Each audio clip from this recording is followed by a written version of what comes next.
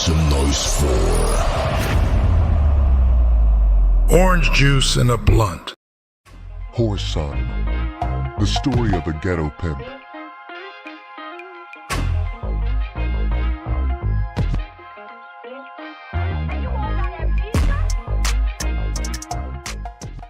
Pace for 1 month. In that time, she came down from a size 16 dress to a size 12. When I saw her with her clothes off now, there was nothing repulsive about the sight. She'd always been tall.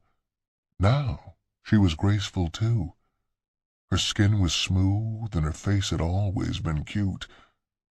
Now, with the loss of her double chin, she'd turned into an attractive young woman. I still took her up on the school ground some mornings and made her run it till she became exhausted. Whether or not she disliked the treatment I put her through, she was proud of the end results. I constantly caught her looking in the mirror, smiling at herself. We sat in the motel, sipping wine. You know, Whoreson, if you didn't get mad so quick and beat me so hard, I really like you. She rushed on before I could speak. I mean, I like you now, honey, but if you just wouldn't fight me so much, I'd be so happy.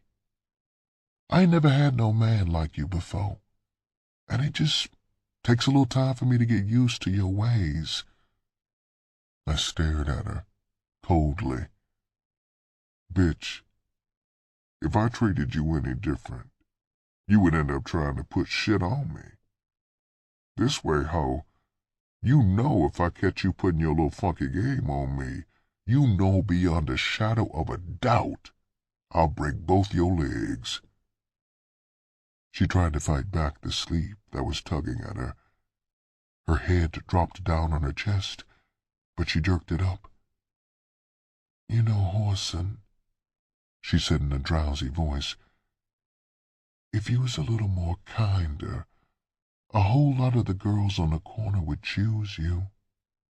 She added, they see how hard you work me, and it scares them, 'cause don't nobody's pimp work them the way you work me. Ruby, stand up and take off all your clothes. She jumped at my command as though I'd kicked her.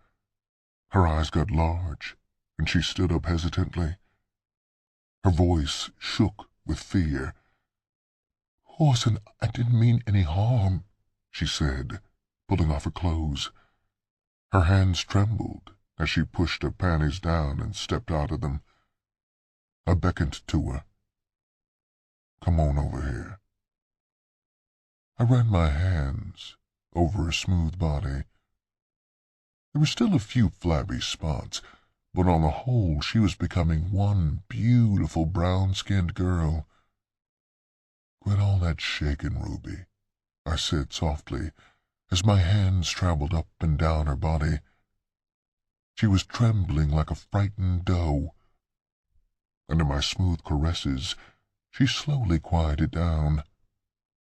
I pulled her onto my lap.